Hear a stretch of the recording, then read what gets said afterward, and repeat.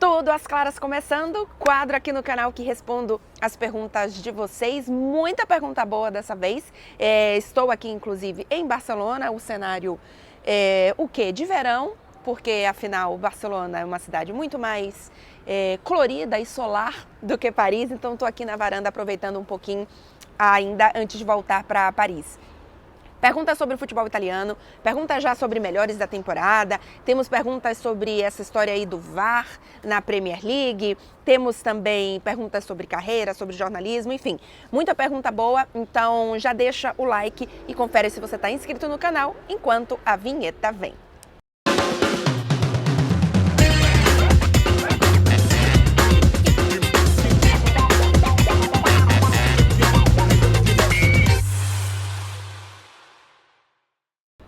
Muito bem, então, recadinhos aqui, gente, muito rápidos. Confiram se a pergunta de vocês já não foi respondida em outro Tudo às Claras. Sai toda quinta-feira, na semana que vem, inclusive, provavelmente vai sair só na sexta-feira, tá? Por conta de logística, eu vou estar viajando para Bilbao, para a final da Champions Feminina. Então, só para facilitar um pouquinho a minha logística, eu devo gravar só na sexta-feira. Mas normalmente sai toda quinta-feira e tem muita pergunta repetida. Eu tento pegar perguntas novas a cada quadro. Então, por exemplo, perguntas sobre relacionamento com Marcelo Beckler. Tem várias aí, sobre casamento. Perguntas sobre por que eu estou em Paris, por que eu não volto para a Itália. Tem resposta também. Enfim, tem muita gente que tem repetido as perguntas nas caixinhas, mas a sua resposta já foi dada. E você provavelmente também não está assistindo isso aqui. Então, enfim, estou dando um recado, na verdade, para quem não vai ver o recado, né? Mas tá tudo bem. Enfim, vamos começar com o Sidney Ian Fernandes. Clara, tem algum estádio que você tem curiosidade de conhecer e até o momento não foi para lá? Sidney, eu não conheço muitos estádios da Premier League, da Inglaterra, e eu queria muito conhecer Old Trafford, porque é um estádio histórico e eu nunca fiz nenhuma partida lá. Já tiveram alguns jogos ou de italiano ou até de... Bom, mas aí de francês eu não cobria PSG ainda. Mas por conta de escala, enfim, eu acabei que nunca estive lá, então eu não cobri. Eu conheço os estádios de quem? Do Liverpool, conheço do Manchester City. Em Londres, eu já fui para o Wembley. Eu não conheço também o novo do Tottenham, não conheço o do Arsenal, então eu queria conhecer um pouco mais dos estádios na Inglaterra, porque eu conheço poucos. IS Souza 2024. Qual o idioma mais difícil de se aprender? O IS Souza 2024, dos que eu aprendi, então vamos lá, inglês, espanhol, francês e italiano, inglês, espanhol, francês e italiano, isso, e as aulas de russo também, obviamente que o russo foi o mais complicado. Inclusive, eu fiz assim alguns anos, uns 2 ou 3 anos de aula de russo, e eu falo muito pouco. Eu consigo ler o alfabeto, é um alfabeto diferente, né? Alfabeto cirílico.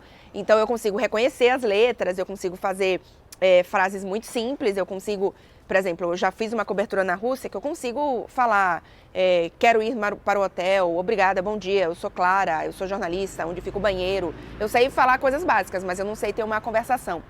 Todo idioma que o alfabeto muda são bastante complicados. Agora, dos que eu falo mesmo, que aí eu considero que eu falo, eu acho o francês o mais complicado, porque é um idioma que abrevia muito as coisas. Então, tanto na hora de você ler, quanto na hora de você falar, as coisas são muito abreviadas. Então, às vezes, uma frase que teriam 5 palavras vira um negocinho desse tamanho, tudo abreviado. E se você não escuta, se você não sabe, enfim, é difícil de pegar. Então, eu acho a mais complicada. Para mim, obviamente, o espanhol é a mais fácil. E eu acho o italiano bem acessível, tá? Eu acho o italiano, não acho um idioma complicado. E o inglês, a questão do inglês é que a gente é muito exposto ao inglês, né? Assim, eu comecei a fazer inglês muito cedo, então eu não tive dificuldade. Eu acho que eu tenho facilidade para idiomas também. Eu estudo muito, tá? Não é algo que é fácil no sentido de que, eu vou aprender aqui um idioma e em 1 ano eu tô super falando, porque aprendi sozinha. Não, eu faço aula, todos os idiomas que eu aprendi, eu fiz aula, eu tive professor, alguns deles inclusive tive professor particular, o que é um grandíssimo privilégio. Eu morei nos países em que eu aprendi os idiomas, né? Então, obviamente, isso facilitou bastante. Então, no inglês eu não tive dificuldade, mas eu comecei a aprender muito cedo e eu morei quando eu tinha 16 anos nos Estados Unidos. Então, eu ainda era muito nova. Então, para mim, o mais difícil foi o francês. Baiano, Felipe, 1989. E o nosso Bahia vai para a Liberta esse ano ou não? Sucesso para você aí na Europa. Baiano, o vídeo da semana passada tem essa resposta, tem um trechinho logo no início, que é um pouco maior sobre o Bahia, então não vou repetir hoje no vídeo. Aqui tem até mais perguntas relacionadas ao Bahia, mas essa específica só para deixar aqui registrado, porque tem muita mensagem sobre Bahia, mas nem sempre eu consigo falar sobre o Bahia por conta dos jogos. Agora, enfim, o Campeonato Brasileiro está paralisado, né, agora pelas próximas 2 semanas, então vamos ver depois o que acontece com os horários também. Eu vou entrar de férias, então eu vou para o Brasil, enfim, já falo sobre isso porque tem perguntas sobre isso. O mestre Stifler, que está sempre por aqui. Quem é o melhor jogador do campeonato italiano? Lautaro, Çalhanoğlu ou outro? Se vocês quiserem, vou pedir para vocês deixarem nos comentários se vocês acham legal um vídeo com os melhores da temporada. Posso focar, obviamente, mais em Liga dos Campeões, que foi o que eu fiz cobertura, e futebol italiano, futebol francês também um pouco. Se vocês quiserem, deixem para mim se vocês querem aqui um clareou da temporada, os jogadores que mais brilharam na temporada. Deixa nos comentários para mim que pode ser um bom vídeo para a gente fazer quando a temporada terminar. Mas já respondendo sobre o futebol italiano, o Çalhanoğlu fez uma temporada assim excepcional. Acho que ele é o dono do time, no sentido de que é ele que rege, né? Que é o maestro do Inzaghi dentro de campo. Mas eu acho que não tem como não colocar o Lautaro nessa temporada, tá? Ainda que ele passe justamente por um momento ruim de fevereiro, março para cá, mas ele foi absolutamente decisivo. Ele foi o cara que decidiu o campeonato italiano para a Internazionale, ainda que nessa reta final a Inter não tenha dependido tanto dos gols dele, porque continuou vencendo mesmo sem os gols dele. Ele foi bem importante. Eu acho que ele, o Thuram e o Çalhanoğlu são os 3 melhores jogadores da Inter. O Çalhanoğlu tem bons números de gols, não lembro agora se são 13 ou 15 gols, acho que são 13 gols na temporada ou 15 gols na temporada, mas são menos assistências, acho que são apenas 3. E ele é o batedor oficial de pênaltis, né? Então, se eu não me engano, ele tem quase 10 dos 13 ou 15 gols dele são de pênalti. Então, imagina se o Lautaro ainda fosse o cobrador de pênaltis oficial. Então, por isso que eu acho que o prêmio de melhor jogador vai para o Lautaro Martinez, ainda que o Çalhanoğlu, assim, ele possa ganhar votos também, sem nenhuma injustiça em relação a isso. Acho que seria legal também do campeonato italiano, tem revelação, tem melhor técnico, enfim. Repito, se vocês quiserem vídeo sobre isso, deixem para mim nos comentários, que pode ser uma boa. Mas deixem mesmo, porque se 2 pessoas deixarem, eu vou entender que vocês não querem. O Willy Marcel, qual a sua expectativa para o novo formato da Champions? Mais trabalho? Willy, primeiro, minha expectativa está cada vez melhor, porque eu acho que toda mudança, e geral, tá? Na vida, no futebol, em regra e tal, a gente demora a gostar se a gente não entende. A gente pode até não gostar, mas é muito difícil a gente gostar se a gente não entender. E, obviamente, para a gente entender e assimilar o novo formato da Champions, a gente precisa se acostumar um pouco com ele, né? Então, logo que ele lançou, eu fiquei, não sei se eu tô gostando disso. Aí, um mês depois, aí você fala, tá bom, pode ter algumas coisas boas aqui. E aí, depois de um tempo, eu gosto cada vez mais do formato. Obviamente, a gente vai começar a ver o formato na prática na temporada que vem. Eu acho que uma coisa que vai fazer muita diferença é quando a gente, de fato, visualizar todos os potes e o sorteio, como ele vai acontecer. Mas eu gosto cada vez mais de como essa nova Champions vai ser. E em relação a mais trabalho, Willy, na verdade eu acho que é Marcel seu nome, né? Eu acho que vai ser igual, tá? Porque no fim das contas eu só posso fazer um jogo por dia, então não sei se vai mudar muita coisa. Na fase de grupos, acho que tem uma semana que tem 3 dias de jogos, terça, quarta e quinta. Todas as outras em fase de grupo são jogos terça e quarta. Então, não sei se em relação a isso meu trabalho vai aumentar muito. E ele aumenta uma ou duas rodadas, né, no início do ano. Então, aí sim, normalmente em janeiro, eu tenho um janeiro bem tranquilo, porque geralmente, inclusive, tiro férias em Natal, Ano Novo, ou que seja alguns dias ali. Esse ano, por exemplo, eu fui para o Brasil em Natal e Ano Novo, e aí fiquei mais um pouquinho durante janeiro, porque tinha aqui Copa da França, aqui no caso em Paris, né? Tinha a Copa da França, mas o futebol francês, por exemplo, para em Natal e Ano Novo. Então, o início, assim, até ali, fim de janeiro, quando o futebol francês voltou, e também os outros campeonatos, o italiano também para um pouquinho, foi bem mais tranquilo. E a gente vai ter uma rodada de Champions no final de janeiro, se eu não me engano já. Então, vai diminuir um pouquinho a folga de janeiro. Mas eu acho que não vai ser tão mais trabalho assim, não. Mas enfim, veremos como será na próxima temporada. Christopher underline V13. Você acha que o futebol italiano está caminhando para voltar à era inicial dos anos 2000, com os diferentes campeões nos últimos anos? E teve uma pergunta também, que eu não salvei aqui, mas dentro da mesma linha de futebol italiano, perguntando se eu achava que o futebol italiano em algum momento ia se aproximar mais de La Liga e de Premier League.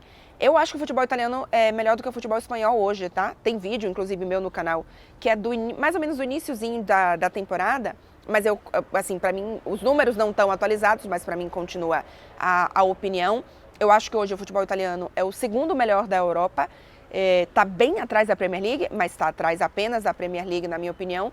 Eu acho que La Liga, nos últimos anos, teve uma queda importante e agora talvez esteja voltando a ter algumas coisas mais interessantes. E eu entendo que existem ali um equilíbrio, de certa forma, entre essas duas ligas, entre futebol italiano e futebol espanhol, ou melhor, campeonato italiano e campeonato espanhol. O campeonato espanhol tem a vantagem de ter duas potências mundiais, independente de título do Barcelona, independente de estar em final de Champions ou não, são duas potências midiáticas, então são dois clubes que atraem grandes jogadores, são dois clubes que têm jogadores que brigam assim por melhor do mundo, que eu acho que para mim é o que falta no futebol italiano. Mas se eu pegar os 10 primeiros colocados do futebol italiano e os 10 primeiros colocados de La Liga, eu acho que o futebol italiano é muito melhor.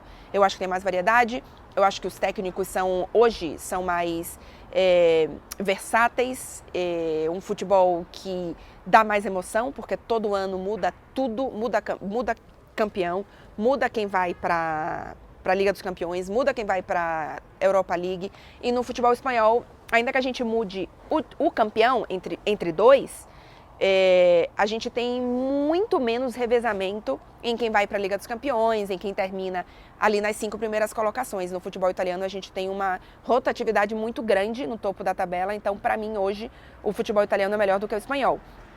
Mas a pergunta sobre voltar, né? Eu acho que melhorou bastante. A pergunta se eu acho que está caminhando para voltar. Eu acho que está muito longe ainda, porque existe uma questão financeira que o futebol italiano está muito atrás e o futebol italiano ainda precisa dar passos em direção à modernidade do negócio futebol para que ele possa ter dinheiro e investimento suficiente para trazer os grandes craques, que eu acho que falta. E eu acho que hoje é impossível você ter uma grande liga, como é a Premier League, sem os melhores jogadores do mundo. É muito difícil. E para isso você precisa de dinheiro, e o futebol italiano ainda não deu esse passo para essa caminhada. Eu acho que tecnicamente, taticamente, tudo isso ele é melhor, mas como negócio, o futebol ele ainda está muito atrasado. Por exemplo, a gente tem os principais clubes italianos, se você pegar dos últimos 4 campeões, Juventus, Inter, Milan e Napoli, só um tem estádio próprio. Cara, isso é surreal, que os principais clubes italianos não têm um estádio próprio. E a gente sabe o quanto que isso é importante para a parte financeira, para a parte do negócio do futebol, para cada clube. Então, acho que ainda está bem longe disso acontecer. O Christopher. Que mais por aqui? Pergunta Iamadrix 4545 _. Já alguma vez sentiu que escolheu o curso de faculdade errado para ti, mesmo que gostasse? Abraços de Portugal. Abraços para Portugal. Tem muito português assistindo por aqui e também lusofônicos que estão, em especial na África, no continente africano. Então, um beijo especial para vocês. Acho muito legal que a gente não tenha só brasileiros por aqui e é um pouco... não é estranho, mas é surpreendente, porque eu não esperava. Mas enfim, que bom que vocês estão aqui também. Sim, Ia Madrix, eu entrei na faculdade de jornalismo, tinha uma pergunta aqui também sobre se eu sempre quis fazer jornalismo e comunicação. Eu sempre quis, depois que a minha primeira opção não deu certo, que era ser bailarina clássica, eu sempre quis trabalhar com alguma coisa ligada à comunicação e eu escolhi jornalismo porque a minha profissão dos sonhos não era ser jornalista esportiva, não era trabalhar com futebol, apesar do futebol ser a minha paixão, digamos assim. Eu queria trabalhar muito mais com coisas culturais. O meu sonho, a minha referência, assim, de que eu quero ser essa pessoa, a inspiração era a Glória Maria, na época que ela estava no Fantástico, e meu sonho era fazer o que ela fazia. Então, era um pouco por aí, assim, o meu sonho. Mas na faculdade, eu não me encontrei muito no jornalismo, assim, eu tive muita dificuldade de perceber ou de achar que era aquilo que eu queria fazer pro resto da minha vida, mesmo gostando de comunicação, mesmo achando que talvez tivesse algum caminho. Mas eu não tinha certeza de outra coisa. Então, por exemplo, não é que eu... não sei se eu quero jornalismo, tô no meio da faculdade, mas com certeza eu quero, sei lá, arquitetura. Eu não tinha essa certeza, então o que eu fiz? Eu terminei a faculdade, mesmo sem ter absoluta certeza de que eu queria trabalhar com jornalismo, porque eu não ia largar a faculdade e ficar sem fazer nada. Então, eu terminei a faculdade, eu fiz, inclusive, teve pergunta também sobre isso, Universidade Federal da Bahia. Eu sou formada em comunicação social e jornalismo, se eu não me engano é exatamente esse o nome do curso.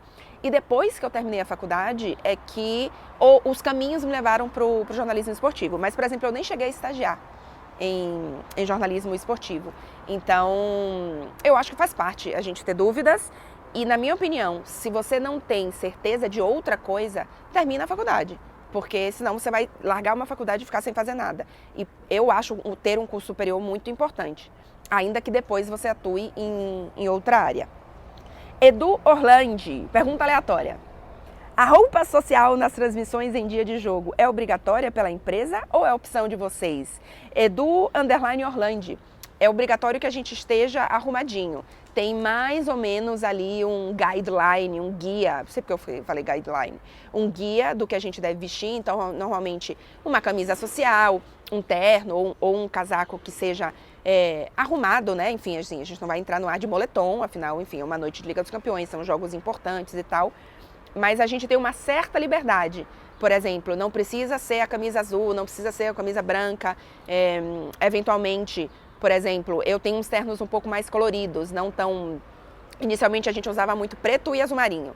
E eu gosto muito de cor, então eu tenho uns ternos que fogem um pouco desse tom tão sério e não tem problema. Mas assim, tudo que eu vou mudar muito, eu e todo mundo, a gente mostra assim, ó, tá ok esse casaco aqui? Assim, eu não posso entrar no ar com um casaco, sei lá, verde-limão, mas... Tem um guia, mas não é um uniforme. Mas a gente tem um guiazinho, mais ou menos do que a gente deve usar. Lucas Lessa, _oficial. Quando vem matar a saudade da fonte? Paris não bate na vista da fonte com o Dick.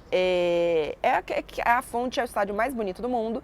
E aquela imagem da fonte com o Dick, ou de dentro da fonte que você vê o Dick, ou de cima, aquilo ali realmente não tem melhor lugar no mundo. Eu vou para o Brasil no meio do ano, um pouco depois do fim da temporada aqui, e na minha ideia, eu iria em 2 jogos na Fonte Nova, que é no período que eu tô aqui.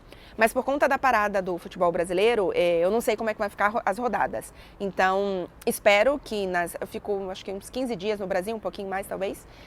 Espero que, se tudo tiver em condições, enfim, dentro do possível, que eu consiga matar a saudade da Fonte Nova. Por falar em futebol brasileiro parado, o Thomas Demarques pergunta: como está a repercussão das enchentes do Rio Grande do Sul na gringa? Aproveito, gente, para, enfim, um recado que todos nós estamos passando, em especial a Tati. Se você tem como, se você pode, ajude de alguma forma. Tem ótimas opções para você ajudar, enfim. Se não puder fazer um Pix, porque não tem financeiramente ali, mas tem alguma coisa para doar.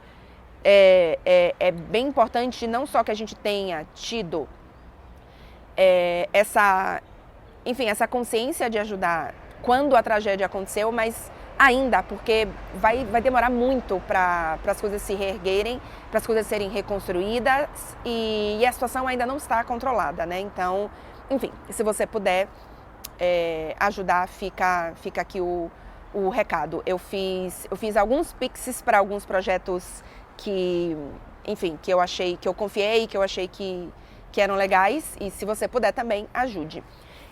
Eu tenho visto muito pouco, tá? Porque, sendo bem sincera, no fim das contas a gente acompanha muito noticiário esportivo, então até o momento do futebol brasileiro parar, o futebol europeu não tinha repercussão sobre isso. E agora que o futebol brasileiro parou, aí sim, isso saiu em todos os jornais e etc. Eu confesso que, por exemplo, eu não assisto o que seria o Jornal Nacional da França. Eu acompanho muito pouco noticiário de cidade, sem ser coisas específicas, assim. Então, claro que tenho visto, eventualmente, enfim, no Twitter, em coisas assim, mas não é uma repercussão que me afetou no seguinte, que chegou até mim muito forte. Mas eu talvez também não seja essa pessoa que acompanhe tanto futebol. Notícias gerais. Victor Hugo Nunes, qual setor o PSG deve priorizar para a próxima temporada? E qual jogador você traria para o clube? Victor, quando tiver mercado aberto e tal, farei um vídeo mais completo sobre isso. Já tem vídeo no canal falando sobre o que eu acho de substituição de Mbappé e etc. Mas, para mim, o setor que precisa ser reforçado é o meio-campo. Acho que o PSG tem um meio-campo inexperiente e tecnicamente não à altura de outros grandes clubes que querem brigar por Liga dos Campeões. Para o futebol francês está ótimo, para ser campeão de Champions não está ótimo. O Zaïre Emery é uma baita revelação, muito bom jogador, mas é um garoto, acho que não sei se ele já fez 19 anos, mas é um garoto que não tem experiência e que ainda tem instabilidade. A reta final, por exemplo, da temporada do Zaïre Emery não é maravilhosa e tá tudo bem, porque ele é um garoto de 18, 19 anos que faz a sua primeira temporada completa como profissional. Então, eu acho que ele é fantástico para estar no elenco, mas eu não sei se ele deveria ser o titular de um time que quer brigar por Liga dos Campeões. A mesma coisa o Fábio Ruiz, cara. Eu entendo que o Fábio Ruiz fez um papel importante nesse PSG do Luiz Henrique, mas você precisa trazer um jogador que faça esse papel, que seja melhor do que o Fábio Ruiz. Então, o Vitinha fez uma grandíssima temporada e eu acho que ele mostrou que ele pode ser titular de um time que briga para ser campeão da Champions, mas para mim ele não pode ser o melhor jogador do meio-campo. Para mim, o melhor jogador do meio-campo tem que ser um Rodri, tem que ser um Bruno Guimarães, tem que ser um Bernardo Silva, tem que ser um jogador para mim nesse nível. Eu traria o Bruno Guimarães. Eu acho que, por exemplo, se você troca o Fábio Ruiz pelo Bruno Guimarães, eu acho que seria excepcional. Em outra posição, mas eu acho que o Paquetá também seria excepcional. Então, para mim, falando aqui, peguei 2 brasileiros em especial de meio campo, eu acho que o Bernardo Silva também seria uma opção. Para mim, esse meio campo precisa melhorar para o PSG brigar realmente, continuar brigando pela Liga dos Campeões, né? Porque nessa temporada chegou nas semifinais. Dante da MN. PSG renovará o empréstimo com o Gonçalo ou vai tentar outro nome para ser 9? Eu separei sua pergunta e era para confirmar, para ter absoluta certeza, e eu não confirmei. Então, enquanto eu estou falando isso aqui, eu vou pesquisar para ter absoluta certeza. Porque, se eu não tô louca, o PSG já comprou o Gonçalo Ramos. Ele já pagou a cláusula de compra que tinha. Só que eu não quero falar besteira para vocês, mas eu tenho tipo 99 Exatamente. O PSG anunciou no fim do ano passado que exerceu a cláusula prevista no contrato de Gonçalo Ramos e comprou o jogador em definitivo junto ao Benfica. Então, Gonçalo Ramos, agora ele é jogador do PSG, ele não está mais emprestado. Não queria dar a informação errada aqui para você. Gustavo Sick. Fim do VAR na Premier League? Loucura? Loucura. Para mim é loucura. Eu entendo que existem aprimoramentos, mas para mim, a maioria das vezes em que o VAR errou foi o erro humano, né? Porque, e de vez em quando, o povo na Premier League inventa umas regras aí. Então, eu acho que a questão é muito mais de você capacitar e melhorar quem tá a parte humana do processo do que tirar o VAR. Eu acho uma loucura, eu acho ir na contramão do que existe. Por exemplo, La Liga não ter a linha de a Line Technology Goal, né? A tecnologia de linha de gol, não sei a ordem, mas vocês entenderam o que é. Eu acho isso surreal. Está em todas as principais ligas, está na Liga Francesa, está no futebol italiano. E eu acho que você cogitar a possibilidade de tirar o VAR, para mim, é ir na contramão do que a gente tem hoje. Para quem está completamente perdido, é algo que ainda vai ser votado, tá? É uma proposta, enfim. Então, não sei quando que é a votação, confesso. Mas, para mim, seria loucura. Inclusive, eu estava vendo, enfim, anteontem, que o futebol italiano, que o campeonato italiano está, na verdade, já tem VAR, claro, mas eles estão analisando a possibilidade da câmera no árbitro para você poder ter mais transparência na comunicação, né, no que o juiz fala e tal. E eu acho que o caminho, eu não sei se eu gosto de tudo não, tá? Eu acho que existe debate aí, mas o caminho é o contrário, é você ter mais tecnologia, é você ter mais transparência nisso do que o caminho contrário de tirar o VAR. Então, para mim é loucura. O Raul Moura, você outro dia disse que eu acertei o seu apelido, porém agora eu já não lembro mais o que eu falei H Moura? Eu não lembro mais. Então talvez esteja falando errado. Ainda se fala sobre Sérgio Conceição como substituto do Pioli na próxima temporada. E também tem a pergunta do PH Oliveira 10, que é claro, o que acha do Sérgio Conceição? Seria um bom nome para o Milan? Já perdeu força, porque eu vou falar uma coisa para vocês. A sensação é que todos os técnicos possíveis e impossíveis foram cogitados no Milan. Se eu fosse vocês, eu teria muita calma nessa hora. Se você é torcedor do Milan, se você está acompanhando um pouco mais a situação do Milan, porque nesse momento parece que está atirando para tudo quanto é lado. Então eu não daria nada como certo. Já passaram vários técnicos como, nossa, está quase fechado. E não está quase fechado com nada. E assim, não estou nem dizendo aqui que tem informação errada, tá? É só que eu acho que o Milan está um pouco perdido mesmo. Então está meio que sondando tudo. Então talvez tenha muita gente tendo a informação de que o Milan tem interesse em X técnico, só que o Milan talvez tenha interesse em muitos técnicos. Então o negócio está meio confuso aí. Eu aguardaria um pouco mais para ver o que a gente vai ter de dança das cadeiras dos técnicos. Vamos lembrar que seu Allegri está muito provavelmente num fim de ciclo, inclusive, na minha opinião, fez um papelão depois da vitória da Juventus na Copa Itália, né? Venceu a Atalanta, num jogo muito bom, inclusive, da Juventus, muito correto, e que a gente se pergunta por que não jogar assim a temporada inteira, né? Mas enfim. Então a gente pode ter a saída do Pioli, a saída do Allegri, a saída do Thiago Motta, a saída do Mazzarri, do Napoli. Que mais? Acho que são esses os principais, porque o Inzaghi, tudo indica, inclusive, que pode pintar uma renovação por aí. Então a gente pode ter uma dança das cadeiras boas, e eu daria uma segurada. Eu não sou muito chegada ao Sérgio Conceição, tá, gente? Eu entendo que ele não tem um elenco maravilhoso nas mãos, e talvez ele faça o futebol que ele faz por conta das peças que ele tem, mas eu não sei. Enfim, posso estar falando besteira aqui, mas não gosto É competitivo? Sim, tem todo o mérito em relação a isso, mas eu não gosto do tipo de futebol que é colocado em campo. E vou ser bem sincera, não gosto muito do perfil. Acho um perfil muito carrancudo. Então, mas aí assim, é uma coisa um pouco de personalidade, de pessoal, que nunca vi nada, nunca me tratou mal não, viu gente? Antes que tenha um problema aí. Mas, enfim, por exemplo, eu na temporada que vem, obviamente depende de sorteio, então a gente não sabe o que vai acontecer. Mas, por exemplo, eu adoro o perfil do Thiago Motta. Cara, é um cara que fala de futebol. Ele nem é tão sorridente e simpático, assim, nesse sentido, alegre.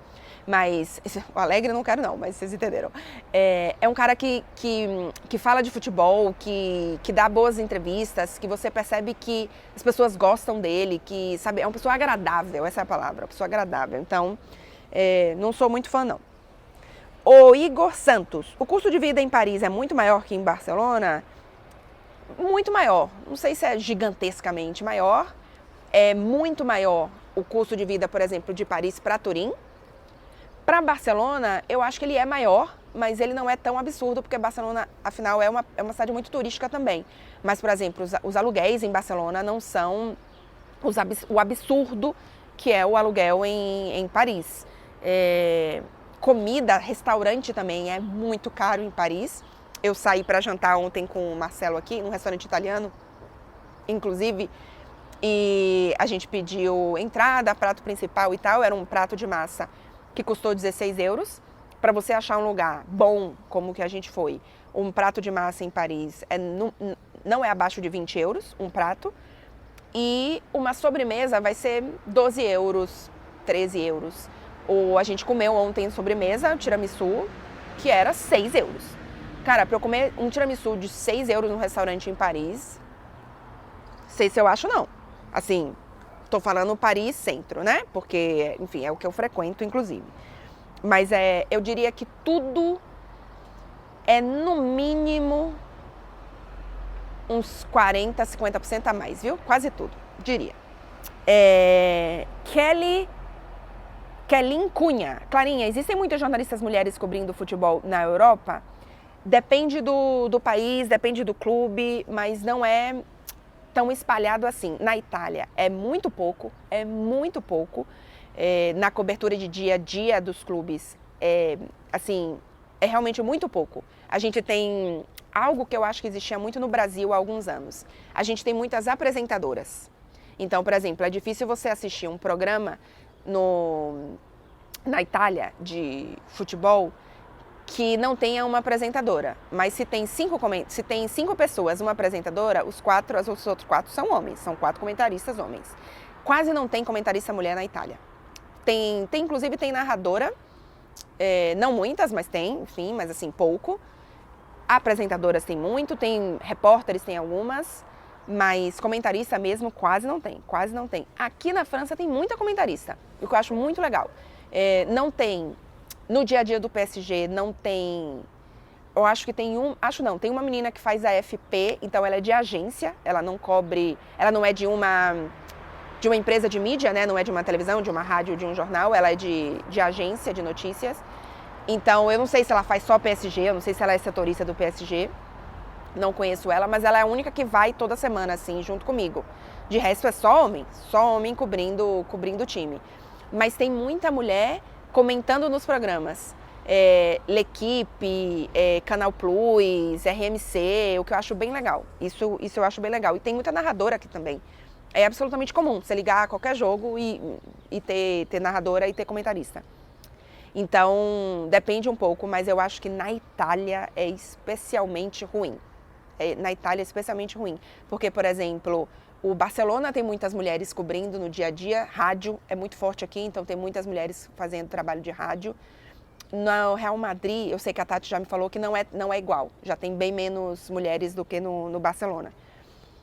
Mas, em geral, tem menos, eu acho, do que no Brasil, viu? Tenho essa sensação. Lé_2912. Você e o Beckler pretendem ter filhos? Te amo. Obrigada, Lé. Não posso dizer que te amo de volta, porque não te conheço. Porém, obrigada pelo carinho. Lé, eu já falei, deve ter, não sei, uns 2 ou 3 Estudas Claras a mais, que eu falei um pouco mais sobre essa decisão, então eu não vou repetir todo o processo. Confere aí nos vídeos no YouTube, mas não queremos ter filhos. Nenhum dos dois, tá? É uma decisão que a gente teve individualmente, e quando a gente percebeu que nossa história era algo de fato, de futuro e tal, a gente teve uma conversa, porque se um dos dois quisesse, a gente teria ali um problema. Então, a gente tomou decisões individuais que foram fortalecidas quando a gente decidiu e percebeu que nossa vida era para futuro. Se você está aí até agora, deixa o like, não se esquece, porque ainda tem algumas perguntas por aqui e confere se você está inscrito no canal. O Xiemberson, _X, por falar em mulheres jornalistas, indicação de mulheres jornalistas para seguir também. Xiemberson, imagino que você já siga a Tati Mantovani. Da TNT, em especial, nós temos de repórteres aqui, eu e a Tati, né? No Brasil, a gente tem a Monique e a Aline em Dia a Dia de Clube. Se você quiser comentarista, tem a Giovana Kiel, que trabalha com a gente também, comentarista. E a Tainá, que é a nossa apresentadora, cara da Liga dos Campeões no Brasil.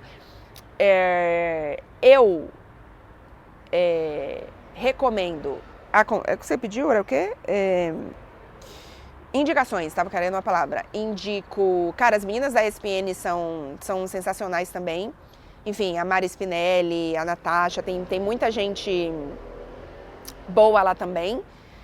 Eu vou esquecer muito, tá, gente? Falei aqui especialmente das meninas da ESPN, porque, por acaso, são meninas que eu tenho uma relação um pouco mais de amizade. Mas, em geral... Mulher que está trabalhando no esporte, cara, tem que, sem brincadeira, tem que dar, assim, o dobro, o triplo para provar que é boa. Porque a gente trabalha no mundo machista. Então, geralmente são boas. Passaram por muitos processos até chegar onde estão. E se você curte, elas não trabalham em televisão fixa, né? Mas a Luana Maluf e a Alê são maravilhosas também, elas têm canal no YouTube, as redes sociais delas também são maravilhosas. E vou indicar também Dibradoras. São várias meninas que fazem esse conjunto, esse site, redes sociais e etc. E elas são maravilhosas.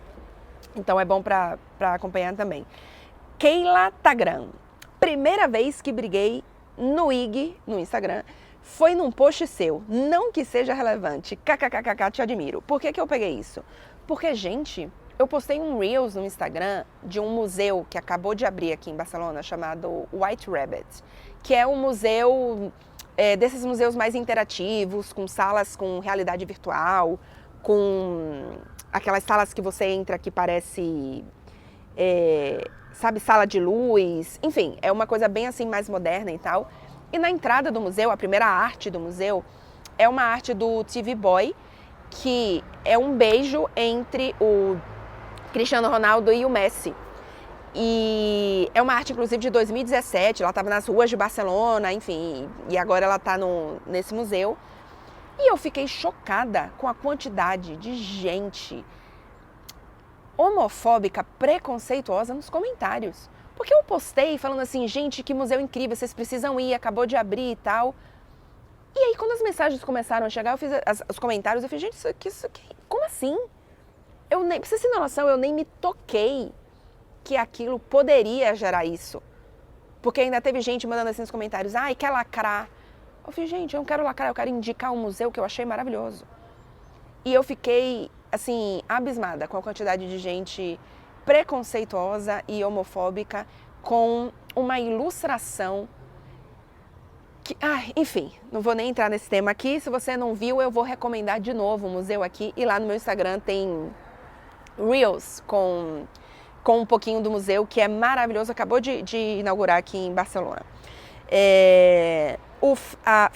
Fabiano ZG perguntou também sobre o que eu acho do modelo da nova Champions. Então, já respondi sobre isso. O Murilo, Casimiro, acho que algum time da França pode surpreender na próxima temporada? Murilo, eu tenho gostado muito desse Mônaco, que já está classificado para a Liga dos Campeões, quando ele está completo. Os dois laterais brasileiros são muito bons. O Caio, inclusive, sofreu com lesão e ele só voltou agora. Então o Mônaco, assim, passou uma temporada inteira, conseguiu a vaga, mesmo tendo algumas lesões importantes na temporada. Então, se mantiver os jogadores e não tiver problemas de lesão, eu acho que é um time interessante para a gente ficar de olho. É um time para, nossa, vai chegar nas semifinais da Champions? Não acho. Mas é um time que pode apresentar, por exemplo, mais do que eu acho que o Lens apresentou nessa temporada, que foi o outro francês classificado para a Liga dos Campeões. Ikeda George. Hoje você torce pelo PSG. Essa preferência é de acordo com quem você cobre? Sim, aqui na Europa, sim. Eu até tenho um clube que eu torço mais do futebol europeu, não escondo de ninguém, que é a Juventus, por mil motivos, em especial, e talvez o principal e o primeiro é por conta do Buffon. Mas o meu primeiro time, o meu único time, assim, que eu não deixo de acompanhar, que eu assisto, etc., é o Bahia, é o meu time do Brasil. Mas eu sempre tive aqui na Europa uma simpatia por alguns times. Então, por exemplo, eu sempre gostei do Barcelona por conta da filosofia e tal. E da Juventus, que era o meu time, digamos assim, principal aqui, até porque foi o primeiro time que eu vim cobrir. E como eu já tinha essa simpatia, eu fiquei 6 anos vivendo a Juventus, isso se fortaleceu um pouco. Mas, sendo bem sincero, o Ikeda George, eu torço pro time que me levar, que fizer com que eu avance na Liga dos Campeões. Por exemplo, eu fiz a cobertura do PSG até as semifinais, o PSG não vai pra final, eu não vou pra final. Então, eu torço pro time que me levar. Na temporada passada, eu acabei de falar pra vocês que eu torço pra Juventus. Eu torci loucamente pra Internazionale, porque era o time, ou pro Milan, enfim, ou o italiano que passasse. Porque o italiano que passasse poderia me levar para a final da Champions. Claro que aí também, enfim, depende de escala, a decisão não é minha, uma decisão da empresa que eu trabalho, mas as chances de eu ir fazer uma final da Champions com o clube que eu cubro é muito maior do que eu ir com um clube que eu não cubro, que é, por exemplo, o que acontece nessa temporada. Então, sim, eu torço para o clube que eu estou cobrindo, porque é o que pode me levar para a final da Champions. E por fim, nem queria que essa pergunta fosse por último, mas vai ficar, mas é boa. É o Josimar perguntando sobre o Vitor Roque. Vem mesmo para Inter de Milão? Josimar, calma, por enquanto não. A informação da Gazeta, inclusive, é de que o Vitor Roque foi oferecido à Inter, e não que a Inter fez uma proposta ou tinha interesse já. A situação do Vitor Roque, o Marcelo Beckler já falou 1000 vezes em vários vídeos dele um pouco mais do que mas falando especificamente dessa situação, a Inter precisa rejuvenescer o seu ataque reserva, né? Porque a diferença do ataque principal, Lautaro Martinez e Thuram, é muito grande o Alex Sanches e o Arnautovic. Porém, a Inter já confirmou, eu acho inclusive que confirmou esses dias um dos diretores da Internazionale, o Taremi. Então, eu não sei se chegaria mais o Vitor Roque, tá? E eu não acho, em geral, Inter e Juventus em especial, eu não acho que são bons clubes para jovens. Especialmente jovens não adaptados. Assim, jovens ou que vêm direto do Brasil, ou o caso do Vitor Roque, que tem meses aqui e que não está voando adaptado no Barcelona. Então, eu não acho que é uma boa, tá? Eu não sei se vai ser o foco da Inter, não me parece, porque já tem... eu não sei se eles já confirmaram, tá, gente? Mas já tem, enfim, já tá certo, mesmo que não tenha sido oficial, o Taremi. Então, eu não sei se vai ser o foco. Para o Vitor Roque, em termos de estilo, de clube, seria muito melhor, por exemplo, uma Atalanta, o próprio Milan. Mas ainda assim, o Milan é um time mais jovem, a gente precisa ver como é que vai ficar esse Milan para a próxima temporada. Mas um time mais intermediário, porque Inter e Juventus em especial são clubes que eu geralmente... mas que geralmente os jovens têm mais dificuldade. Eles não dão... Especialmente Juventus nos últimos anos com o Allegri, que não é um técnico que costuma desenvolver tantos jovens assim. Eu acho que ele precisou fazer isso com alguns jogadores nos últimos anos na Juventus, por conta do elenco, mas ainda assim, com jogadores italianos que já conheciam o clube da base, então era uma situação um pouco diferente. Mas não sei, não me parece uma boa, tá? Vamos ver o que acontece, especialmente se o Vitor Roque quiser, se for um empréstimo para ele voltar para o Barcelona. Porque para ele jogar e voltar bem para o Barcelona, eu acho que ele deveria ir para um clube que ele se adapte de uma forma parecida ao que ele teria que se adaptar ao Barcelona. Então, assim, sei lá, um Girona, que mais? O Marcelo deu umas opções aí que eu esqueci, mas eu acho que teria que ser uma coisa mais ligada ao tipo de futebol que faz o Barcelona. Então, acho que Inter e Juventus, citei esses dois aqui, acho que não seriam uma boa pro Vitor Roque, não. Então é isso, gente. Temos aqui 45 minutos de tudo às claras para vocês. Não sei quando será o próximo vídeo por aqui, porque futebol europeu meio que já está em reta final aí. Semana que vem temos uma semana um pouco mais tranquila, mas com reta final eu vou para Bilbao fazer cobertura da final da Champions Feminina. Então, repito, o Tudo às Claras deve acontecer só na sexta por uma questão logística. A depender de ideias para outros vídeos, pode deixar nos comentários. Eu faço algum vídeo antes, no início da semana. Então é isso, minha gente. Bom final de semana para vocês. Aproveitem, curtam muito. E antes de sair do vídeo, deixa o like. Super me ajuda. Apoie aqui a criadora de conteúdo gratuito para vocês. E confere se você está inscrito no canal antes de sair por aqui. E até o próximo vídeo. Valeu, gente.